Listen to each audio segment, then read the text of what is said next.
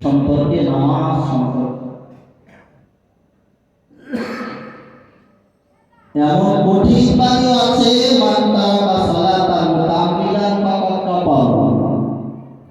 যে ইচ্ছাকৃত নামাজ ছাড়লো সে যেন কাফের হয়ে যায়। তাহলে কথাটা স্বল্প ছোট্ট বাক্য, কিন্তু এর অর্থ কিন্তু অনেক ভয়ঙ্কর। হযরত ওমরের একটা বাণী আছে, লাইসা ফিদ-দীনি লাইসা ফিল ইসলামি হাক্কুন মান লা সালাতা লাহু। হযরত ওমর রাদিয়াল্লাহু তাআলা আনহু তিনি তার জামানের একটা বাণী বলেছেন, ইসলামে তার কোনো অংশ নেই যে নামাজ পড়ে না। হযরত ওমরের জামানায় অধিকাংশ মানুষ ধীরে ধীরে ইসলাম গ্রহণ করতে লেগেছিল। হযরত ওমর রাদিয়াল্লাহু আনহু কড়াভাবে তাদেরকে জানিয়ে দিতেন, লাইসা ফিল ইসলামি হাক্কুন মান লা সালাতা লাহু, যার ভিতরে নামাজ নেই ইসলামে তার কোনো অংশ নেই।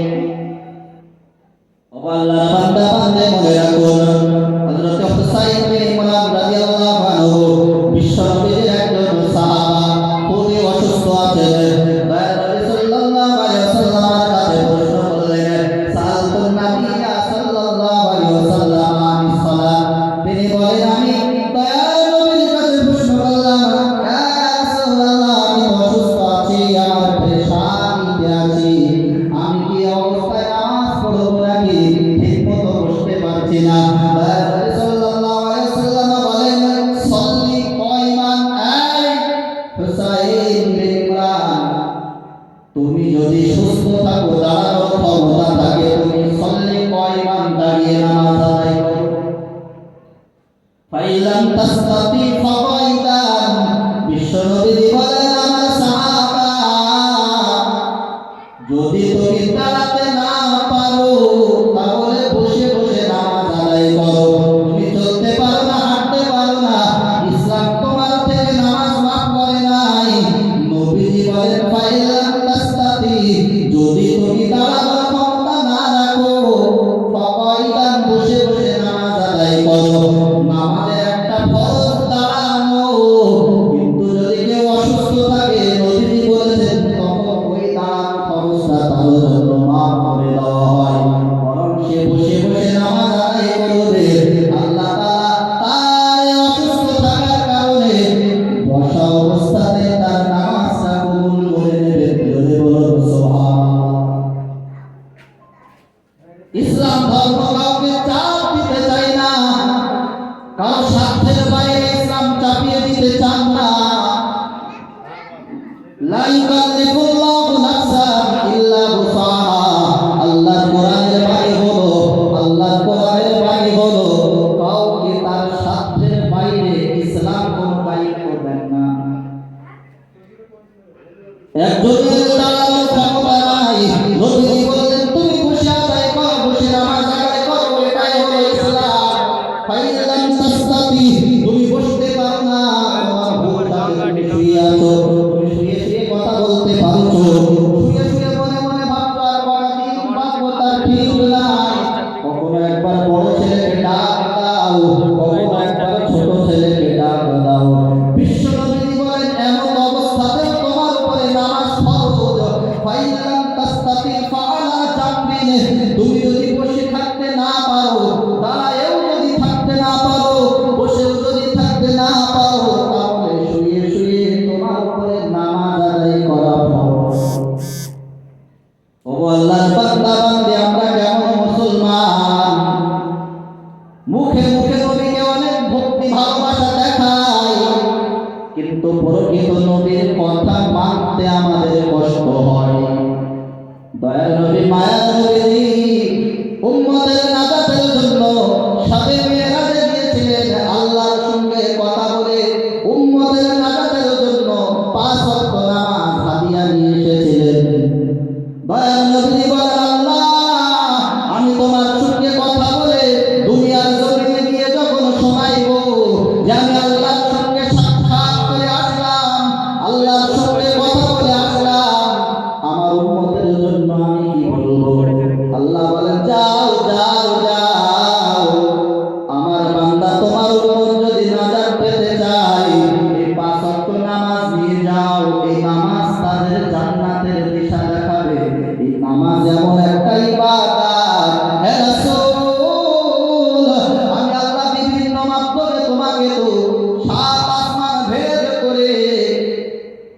বাইতুল মামুর ভেদ করে, সিদরাতুল মুনতাহা ভেদ করে আমি তোমার সঙ্গে কথোপকথনে লিপ্ত হয়েছি। আমার বান্দারা যখন সিজদায় গিয়ে আল্লাহ বলে ডাক দিবে, সুবহান রাব্বিয়াল আলা, সুবহান রাব্বিয়াল আলা, সুবহান রাব্বিয়াল আলা, পবিত্র সত্তা তিনি অতি মহান।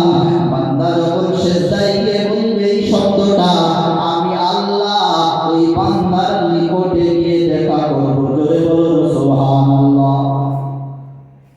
তাহলে ইসলামে কতটা নামাজের গুরুত্ব, আর আমাদের কাছে নামাজ নাই। 30 বছর বয়স হয়ে যায়, 40 বছর বয়স হয়ে যায়, তাও নামাজ পড়তে চাই না, শয়তানের ধোঁকায় পড়ে আছে।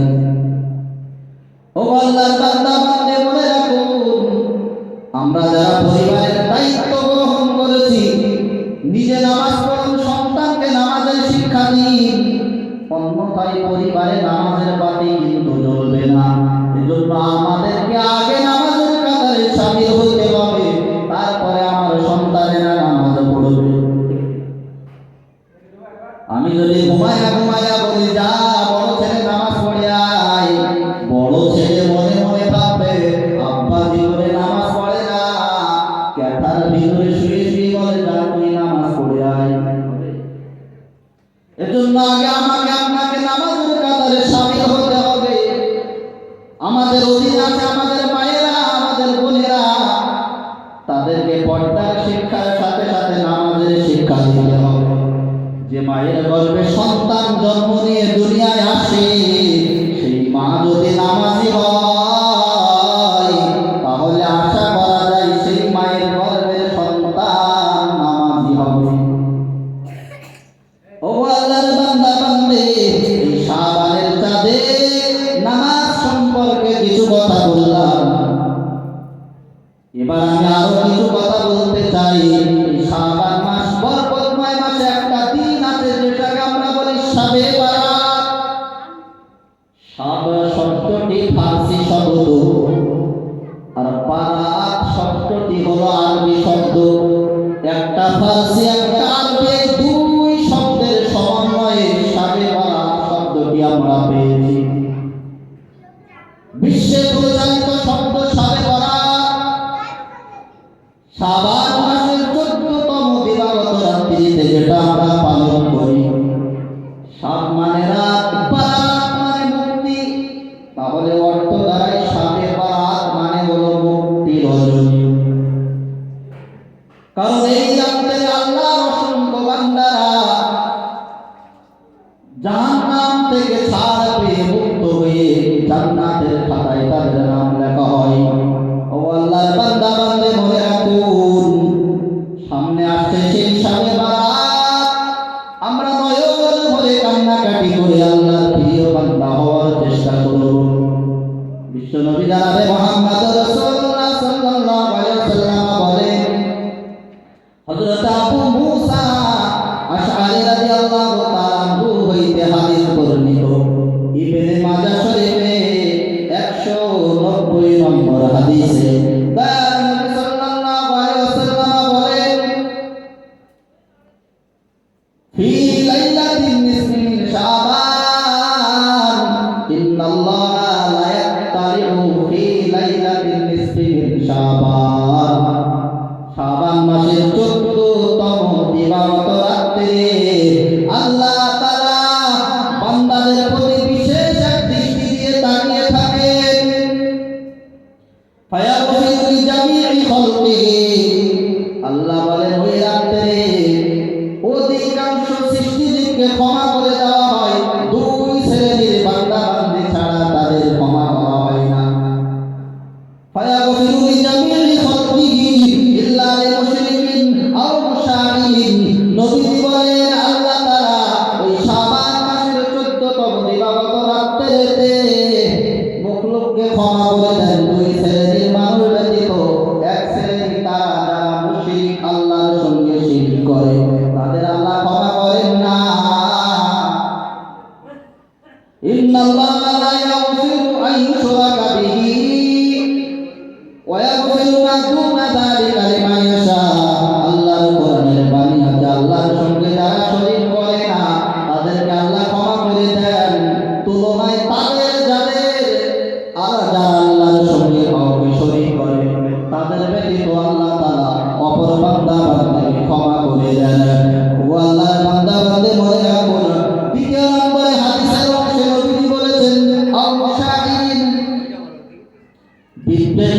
অহংকারী হিংসুক এই দুই শ্রেণীর বান্দা বান্দি ছাড়া আল্লাহর দয়ার জান্নাতের বান্দা বান্দি ওই রাত্রে আল্লাহ অনেক বান্দাকে ক্ষমা করে দেন। জোরে বলুন সুবহানাল্লাহ। ওয়ায়াগফিরু লিজামিই খালকিহি। তাহলে আসছে সে আগামী 14তম দিবাগত রজনী শাবানের চাঁদ। এবছর শাবে বরাত দুই দিক দিয়ে ফজিলতপূর্ণ। এই জন্য একদিকে জুমার রাত, অপরদিকে শাবে বরাত। একদিকে জুমার রাতের ফজিলত, অপরদিকে শাবে বরাতের ফজিলত। এজন্য এই রাতটা এই বছরের জন্য অতি গুরুত্বপূর্ণ। কারণ কয়েকটা রাতে আল্লাহ তাআলা বান্দাদের দোয়া কবুল করে থাকেন। তার মধ্যে একটা রাত আছে জুমার রাত। কিছু কিছু রাতে আল্লাহ তাআলা বান্দাকে ক্ষমা করেন। তার মধ্যে একটা রাত আছে শাবে বরাত, যেটাকে আমরা ভাগ্য রজনী বলা হয়। কোন কোন হাদিসে পাওয়া যায় বান্দা বান্দি এক বছর কি রিজিক পাবে, সারাটা বছর কিভাবে আইন কাম করবে, সারাটা বছর কিভাবে চলাচল করবে, ওই শাবে বরাত ভাগ্য রজনীতে আল্লাহ তাআলা লিখে দেন। জোরে বলুন সুবহানাল্লাহ। তাহলে ওই গভীর অন্তরটা আমরা ইবাদত দিয়ে কাটাতে পারি। যদিও নফল ইবাদতের রাত, ও আল্লাহর বান্দা বান্দি এমন মনে করলে হবে না বছরে একবার শাবে বরাতে ইবাদত করে সারা বছর ঘুমিয়ে কাটাবো। না না না, এই শিক্ষা তো ইসলাম দেয় না। বরং শাবে বরাতে বেশি বেশি কান্নাকাটি করে আল্লাহর কাছে নিজের জীবনের যাবতীয় গুনাহগুলো ক্ষমা চেয়ে নিয়ে পরবর্তী দিন ফজরের নামাজ থেকে 5 ওয়াক্ত নামাজি হতে হবে। তাহলে বোঝা যাবে আল্লাহ আমার দোয়া কবুল করেছেন। দোয়া কবুল হয়েছে কি হয়নি তা বোঝার মাধ্যম হলো আমি যখন দোয়া করেছি, দোয়া করার আগে যেমন ছিলাম, যদি দোয়া করার পরে তওবা করার পরে যদি আমি আমার জীবনে পরিবর্তন না আনতে পারি, তাহলে বুঝতে হবে আমার তওবা কবুল হয়নি। তওবা করলাম, কান্নাকাটি করলাম, আল্লাহর কাছে নিজের জীবনের অপরাধগুলো তুলে ধরলাম, তারপরে যদি আমি আমার জীবনটা শুধরাতে পারি, আমি নামাজ পড়তাম না, তওবা করেছি শাবে বরাতের রাতে, পরের দিন থেকে আমি 5 ওয়াক্ত নামাজ পড়ছি, আমি রোজা রাখতাম না, শাবে বরাতে দোয়া করেছি আল্লাহ রমজান মাস থেকে আমাকে রোজা রাখার তৌফিক দান করিও। যদি আমি রমজানে রোজা রাখতে পারি, তাহলে এটা ভাবা যায় যে শাবে বরাত ভাগ্য রজনীতে যে দোয়া চাইলাম, হয়তো আল্লাহ আমার এই দোয়া কবুল করেছেন। তাই তো আমি নামাজ পড়তে পারছি, তাই তো আমি রোজা রাখতে পারছি। আগে আমি জবান দিয়ে কত গালাগালি দিতাম, আর তো গালাগালি দিচ্ছি না। কত মানুষকে খারাপ চোখে দেখতাম, আর তো খারাপ চোখে দেখছি না। আমি মানুষের পিছনে শত্রুতা করতাম, আর তো আমি শত্রুতা করছি না। আমি পায়ের তলকারে গভীর রাতে জাল ফেলতাম। এই অভ্যাসটা আমার পরিবর্তন হয়েছে। আমি তাসের আড্ডায় জীবন কাটাইতাম, আমি তাস খেলা ছাড়তে পেরেছি। আমি মদ খেতাম, আমি আল্লাহর ভয়ে মদ ছাড়তে পেরেছি। আমি জুয়া খেলতাম, আমি হিরোইন খেতাম, আল্লাহর ভয়ে হিরোইন খাওয়া ছাড়তে পেরেছি। আমি নামাজ পড়তাম না, আল্লাহর ভয়ে আমি নামাজের কাতারে শামিল হতে পেরেছি। তাহলে বুঝতে পারবে এই শাবে বরাতের ভাগ্য রজনীতে আল্লাহ তাআলা আমার দোয়া কবুল করেছেন। জোরে বলুন সুবহানাল্লাহ। ও আল্লাহর বান্দা বান্দি, জনাব মুহাম্মদ রাসূলুল্লাহ সাল্লাল্লাহু আলাইহি ওয়াসাল্লাম বলেন, শাবে বরাতে আল্লাহ মখলুককে ক্ষমা করে দেন। দুই শ্রেণীর মখলুককে আল্লাহ ক্ষমা করেন না। এক শ্রেণী হলো যারা মুশরিক, দ্বিতীয় শ্রেণী হলো যারা হিংসুক বা শত্রুতা পোষণকারী, বিদ্বেষ পোষণকারী, যারা মানুষের চিরজীবন খারাপই চায়। ও আল্লাহর বান্দা বান্দি, মনে রাখুন হিংসা করা যাবে না, কারোর প্রতি শত্রুতা করা যাবে না। পারলে কাউকে উপকার করুন, কাউকে ক্ষতি করার চেষ্টা করো না, কারণ এটা মুশরিক কারো ইসলাম চায় না। ইসলামের মানে হলো আল মুসলিম আখুল মুসলিম, একজন মুসলমান অপর মুসলমানের ভাই। ভাইয়ে ভাইয়ে শত্রুতা চলে না। ইসলাম শত্রুতা শেখায় না, ইসলাম চুরি ডাকাতি শেখায় না, ইসলাম তাস মদ জুয়া এগুলো শেখায় না, ইসলাম কোনোদিন চোরের চোর ডাকাতি শেখায় না। এজন্য এই সমস্ত কুকর্ম ছেড়ে আমরা নিজেদের জীবনকে বরকতময় বানাতে সামনে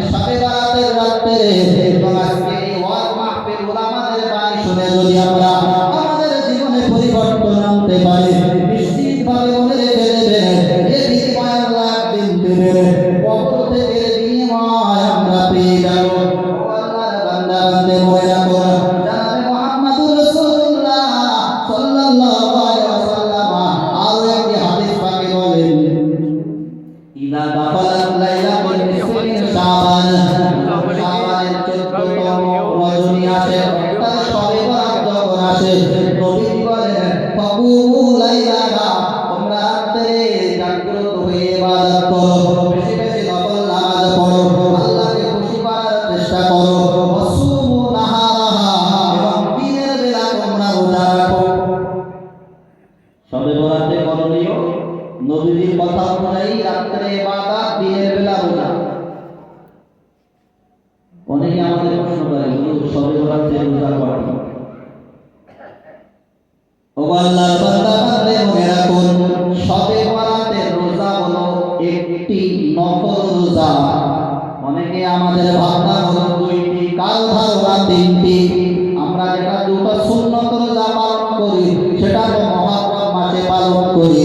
ও আল্লাহর বান্দা বান্দে শবে বরাতের মূল রোজা সম্পর্কে নবী সাল্লাল্লাহু আলাইহি ওয়াসাল্লাম জানিয়ে দিয়েছেন, আমার আদরের বান্দা বান্দে যখন শাবানের 14তম রজনী তোমাদের কাছে আসবে, ফাকুমু লাইলাহা, তোমরা রাতে জাগ্রত থেকে ইবাদত করবে, আল্লাহর কাছে কান্নাকাটি করবে, নিজের জীবন কাটবে, কবরের জগতে পাড়ি দিবে, আল্লাহর কাছে ক্ষমা চেয়ে আল্লাহ আজ তোমার জমিনে কত আনন্দের খাদ্য গ্রহণ করছে, কত নতুন নতুন জামা কাপড় পরছে, কত আত্মীয় স্বজনের বাড়িতে যাচ্ছে, একদিন তো সব কিছু আর থাকবে না, পোশাক আর থাকবে না, জীবন আর থাকবে না, একমাত্র তিনখানা সাদা কাপড়ের পোশাকের প্যাকেট হইয়া আমরা কবরের জগতে চলে যাব। মাবুদ, যে কবরে কেউ নাই, নিজের জীবনের আমল ছাড়া কিছুই সঙ্গে যাবে না। যদি দুনিয়ায় বুদ্ধিমানের পরিচয় দিতে চাও তাহলে নবীর বাণী অনুযায়ী দয়াল নবীজি বলেন পৃথিবীর বুকে সেরা বুদ্ধিমান হলো তারা যারা দুনিয়ায় থেকে কবরের প্রস্তুতি নেয়, যারা জোরে বলো সুবহানাল্লাহ। তবে কেউ যদি 2টা 3টা 4টা 5টা রোজা এই শাবান মাসে রাখে তাহলে আরো ভালো, কারণ নবীজি এই শাবান মাসে বেশি বেশি নফল রোজা রাখতেন। তবে শবে বরাতের রোজা হিসাবে মূল সেটা হলো একটি, যেটা আগামী শুক্রবার আমরা রাখি। যদি কারো অভ্যাস থাকে মাসে 3টি রোজা করা, যেটা নবী সাল্লাল্লাহু আলাইহি সাল্লাম করতেন, যেটাকে আমরা আইয়ামে বীজের রোজা বলি, দয়াল নবী সাল্লাল্লাহু আলাইহি সাল্লামের জীবনের একটা আমল ছিল প্রতি মাসে 13, 14, 15 এই মাসের মধ্য 3 দিন নবীজি রোজা রাখতেন। ও আল্লাহর বান্দা বান্দি যদি কারো অভ্যাস থাকে তাহলে এই মাসে সেই আইয়ামে বীজের দিকে লক্ষ্য করে 3টি রোজা রাখতে পারে, কোনো অসুবিধা নাই। তবে আমরা কমপক্ষে 1টি রোজা রাখার চেষ্টা করব, যদি ক্ষমতা হয় 2টা রাখবো, 3টা রাখবো, আরো বেশি রাখতে পারি, ইসলাম বাধা দেয় নাই। কারণ সামনে আসছে রমজান মাস, এই রমজানের প্রস্তুতি মাস হলো এই শাবান মাস। ও আল্লাহর বান্দা বান্দে মনে রাখো নবীজি বলেছেন ইদা দাখালাত লাইলাতুল নিসফি মিন শাবান ফাকুমু লাইলাহা ওয়াসুমু নাহারাহা। শুধু তাই নয়, এই হাদিসের অপর অংশে নবীজি বলেছেন আল্লাহ তাআলা ওই শাবানের 14তম দিবাগত রাত্রে সূর্য ডোবার পরে দুনিয়ার আসমানে চলে আসেন এবং এই ঘোষণা করতে থাকেন, আমিন মুস্তাগফিরিন, আছে কি কোনো ইস্তেগফারকারী, আছে কি কোনো তওবাকারী? নবীজি বলেছেন আল্লাহ তাআলা এই শাবান মাসের 14তম দিবাগত রজনী অর্থাৎ শবে বরাতের রাতে মাগরিবের নামাজের পর থেকে সূর্য ডোবার পর থেকে আল্লাহ তাআলা দুনিয়ার জমিনে চলে আসেন। আসার পর বলতে থাকেন